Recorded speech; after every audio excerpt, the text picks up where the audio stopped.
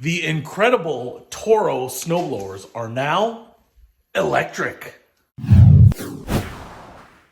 What's happening, Panda Nation? Peter Von Panda here. I am standing next to a brand new, I mean brand new. It's so brand new, it doesn't even exist. Kind of. It does right here. But I love Toro snowblowers. I've got one. It's sitting way in the back there. I've used their stuff for a long time. It's just a premium product. But one of the things that Toro has done here is taken their ginormous, super capable, go anywhere, throw any snow, plow yourself out of the apocalypse snowblower and turned it into an electric one. I mean, this sucker is big. This thing looks like a blown V8 engine up here, but it is electric, which means it's going to be really simple to operate. You're going to be able to just charge batteries. You're not going to have to worry about gas and oil changes and noise and all of that stuff. And for a lot of people, I think electric is absolutely the way to go. Now, as I said, this snowblower exists, but this is actually a pre-production model. I reached out to Toro to check it out, and they were awesome enough to let me borrow this one, so I don't own it, and it's got to go back to them. But I wanted to check it out and see what an electric Toro was like. So let's get this thing unboxed, set up, and then see if we can throw some snow. This is a big box, and you can see a lot of the stuff already here is connected. Again, pre-production, so when you get it, it might be slightly different. But look at this thing. Right up here, this is where the batteries will go in, and it looks just like every other one of their snowblowers. Huge knobby tires on there. The big metal chute right there. So let's get this sucker out and set up. Well, I can tell you that it comes with some parts. You can see the bolts that we'll need there. It comes with this rod here, which is for engaging the drive, I believe. And then also in this box, what we get here is the battery charger. And what I like about this is their Flex Force battery system. So it's the same thing that they use in their other Toro electric equipment. And we also get this battery. And so what I can do here is go ahead and slide that in just like this. And once it's plugged in, we will see it charging.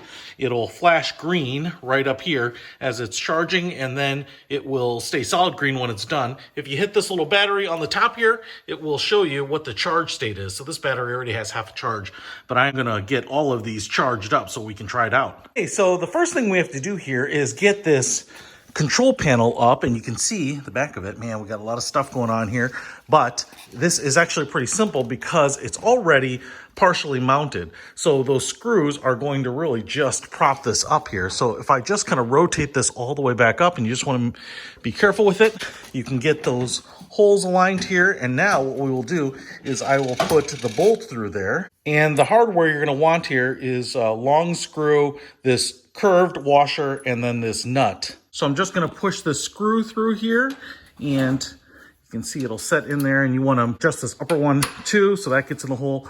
And then we're going to put this curved washer on this side, just like that, and then start this nut here by hand, and then I'll just tighten this all down. And when tightening down these bolts, a 1/2-inch socket here makes a big difference too. Okay, we've got the handlebars on, and I'm just going to adjust this little light up like this. One of the things that I like about this is it seems to be the same light that I have on my Toro, but it's up here by the control panel, which I like. It actually will give you, I think, a better angle down to the snow. So I like the fact that they've moved it up there. Now, the next thing we need to do is put the chute on. And what I've noticed here is that the control for the chute is right back here, and then the chute itself is right here. Now, this sleeve on the chute is actually just going to fit over this base, so we actually don't have to do anything because it's going to move freely on this base. What we actually will put the screws through is this piece right here, this module here that controls the angle of the chute. So let's go ahead and pick this up here. I'm going to be careful with it, and then I am going to go ahead and set it on here, and you can see that we have this large post. And what's going to end up happening here is that this post is going to go over that, and you can see the holes there, which will line up and allow us to put the screws through it. Now, the two poles fit over each other pretty tightly. So what I've noticed here is that they're not quite lined up. So a couple just gentle taps to kind of move them down in line. All right, once you get the holes aligned, you're actually going to come over to this side because this little square portion of the bolt is going to go in and kind of seat in the little square portion of the post right there. And then you can see, once you get that lined up, it'll push into that little hole, just like that, and then it'll be flush, and that will hold these bolts on while you take your nuts, these nuts, and screw them onto the threading right like that. And if you're looking for the right socket size on this, it seems like a 7/16 works just fine on this. All right, we also need to connect the throttle control right here. I'm actually gonna move this all the way to the front because what that's gonna do is it's gonna move this bar up forward, and we wanna connect it to this little arm, this little L arm right there, and we're gonna connect it with this cable. And so what ends up happening here is this end will go up here, and the little L arm will go right in here. And so we're gonna take out that cotter pin first and put it through this little hole right down here. So there it is installed, just goes in like that, and I got the cotter pin back on. Next, we're gonna follow that all the way back up to the top here, and I need to get this top portion right in there. And to install this, I'm gonna take out this cotter pin. You might have to twist this top piece down or up a little bit on the threading. Kind of got it on the lower portion here, but pull this cotter pin out, and then you're going to wanna put this bracket here that connects it together between these two washers. So you're gonna want a washer on the outside and then on the inside, and then the cotter pin on this side. So let's get that set up. And that's what it should look like when you are done. All right, so now when I move the shifter back and forth, it will move that and then control it down there. Cool. All right, we're almost done. We only have 3 screws and bolts left, and that is for this rod. This is the Chute Control Rod, and that is going to connect the joystick to the chute here and allow us to control the angle as well as the direction of the chute. So it has a flat end, and that will go into the receiver up here. So you just kind of wiggle it in there. You'll feel it slide in there. So now it's in and won't twist because we have to connect it to this end with the joystick here. So what you want to do is you want to just get the joystick vertical so that it'll line up with the connecting rod here. And then to get these holes to line up, you can just pull the rod back here so that these bolt holes line up. And then the only screws we have left are the ones that will attach here. And the quick little tip here is that the one side here attached to the joystick are square holes. So that'll allow you to lock the bolt in there so that when you are tightening down the nut, it'll hold the bolt in place. And again, the 7/16 works great here. And don't forget about this little cable. It has a little bracket right there. So we are going to screw that to the connecting rod up here with your last bolt. And then the last thing to do is install your clog cleaning tool. And basically you can just put the teeth inside of the bar on this end and then push the other side on that end, and it'll just kind of float there like a crossbar. Cool. So I've got the battery charged up here, and despite the fact that these bad boys are crazy big, 405 watt hours, I mean, these are pretty heavy and massive, they actually seem to charge up pretty quickly. Now, it does come with the charger, and it comes with 2 batteries, but I've noticed that in the Snowblower, there are actually 3 battery banks. So my hope is that it will run on 2, and my thought is maybe if you have a large driveway, multiple driveways, those types of things, that then you can pick up that 3rd battery to increase its runtime. But for most people, will it run on 2 batteries just fine? Well, let's find out. All right, here is this little bad boy assembled. And other than this cover being open, this thing looks just like any other normal bomb diggity snowblower. Huge front scoop here. You can see all metal auger, but I tell you what, it has that standard look of a Toro snowblower. I mean, even up here, this is pretty similar. There are obviously some minor differences, but I think at a glance, if you were to just bust this out with your other snowblowers, people wouldn't notice anything because, to be honest, the way this battery compartment up here is shaped, it kind of looks like a big V8 motor. More of the old school petrol motor motif than even their gas motors look like.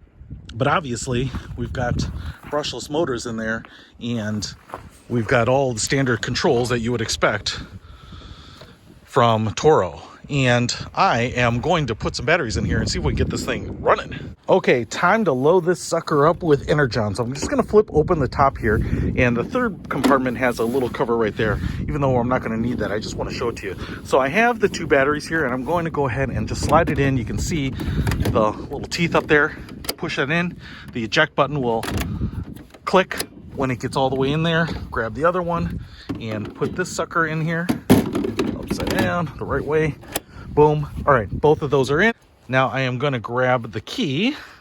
Kind of looks like a car key. Put it in here and switch this little bad boy to on. And now what we have here are status lights. It's showing me full charge there, no battery there. And this is the eco mode, so I think it'll slow everything down, extend that battery life. But right now I want to go full power. You can also see that LED light is on. And then if we go all the way here, you're going to hear that motor fire up. Now I'm talking in a normal voice here because the motor kind of sounds like an electric motor. If this were a gas motor, I'd be speaking like this because it'd be so loud. But it just kind of sounds a little bit like your clothes dryer running or something. And then if we go up here to the control panel, we have forward speeds and then reverse. We also have a little button right here. These little symbols mean that if I turn that on, we get heated grips, baby. It is 7 degrees out here. I actually may use those. I do have gloves, but I got to operate the camera. But I have not had heated controls on a Toro before, so that is pretty awesome. Now if I hit this, look at that, auger is going. And if I hit this lever down, we should start moving. Okay, man, out here in the driveway, and as you can see, I have fresh snow. Last night snowed. I think the news is reporting 6 to 9 inches. And the hardest part about this is that it is really cold out here today. I think it is 12 or 13 degrees. So I waited until mid-morning because it was only 7 or 8 degrees a few hours ago. Pretty chilly. But that is awesome because now I get to try out this little electric bad boy. Let's get it fired up. All right. Oh, yeah. Wind's blowing that way, so we're going to throw it this way. Let's go, baby. Oh, yeah. Yeah, baby. Now I'm on one of the slowest modes right here, as you might be able to see. And this thing is cruising, man. Dude, that is awesome. Look at it just chewing through this stuff. Look how far it's throwing that. And I'll tell you what, this is just a lot quieter than most snowblowers.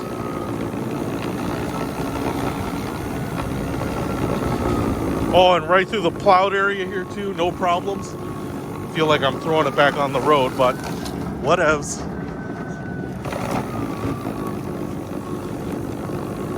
I'm gonna stop it right here because I'm gonna throw the snow back this way since the wind is blowing that way.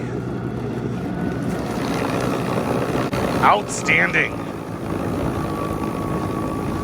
Yeah, baby. Look at that snow plume, baby.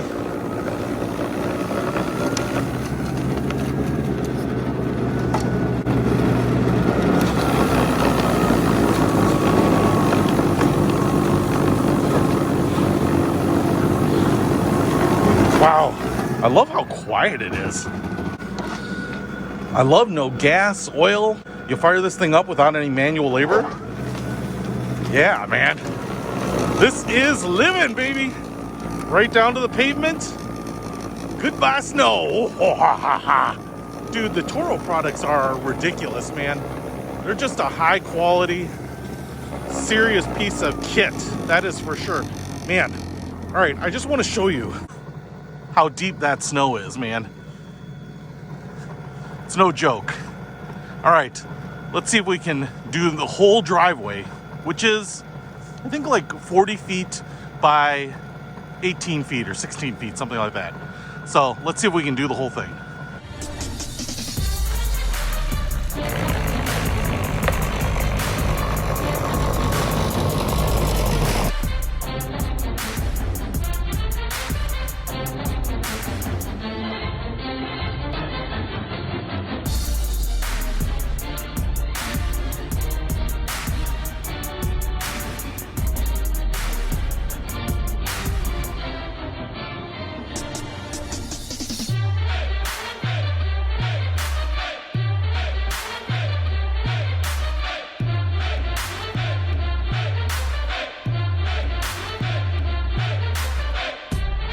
All right, guys, this thing is a beast. It never choked up on anything, despite getting into some really deep snow over here, and the deep snow where the snowplow left its remnants at the end of the driveway, where it was all kind of clogged up with ice and salt. So it had no problems getting through any of that. And as you can see, right down to the pavement, I've even gotten it running over there.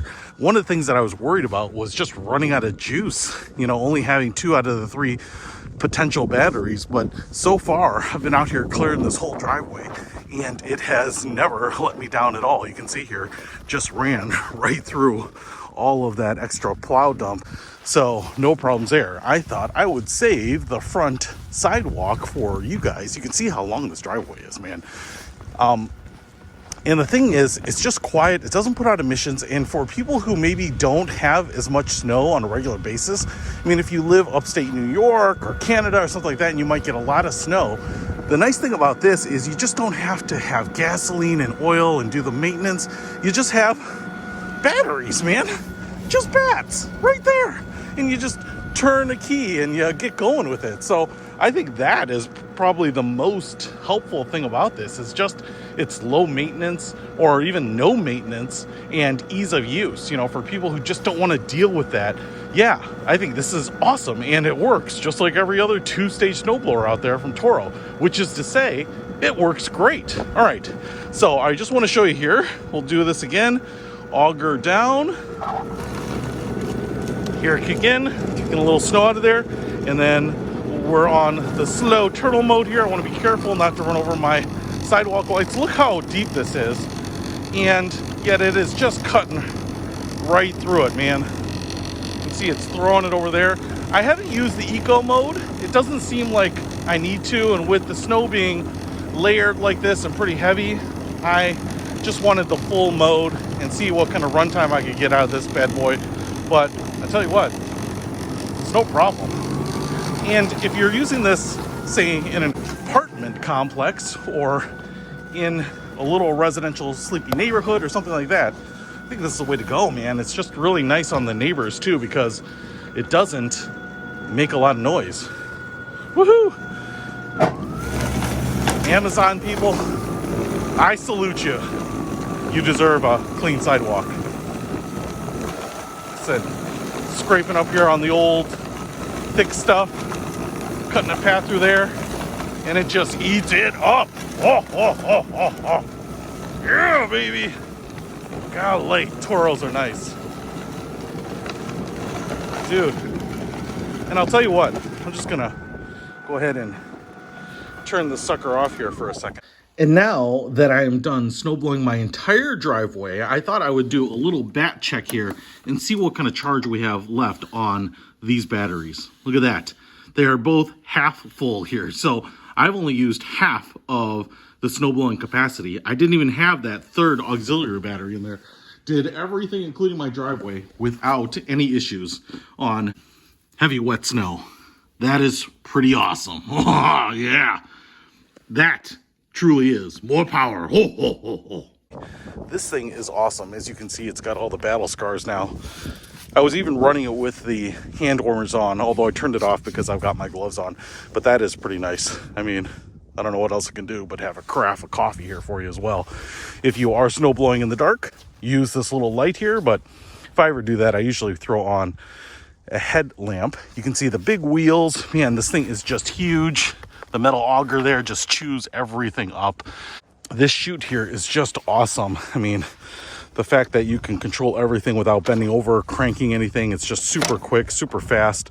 Up, down, left, right. It's pretty sweet.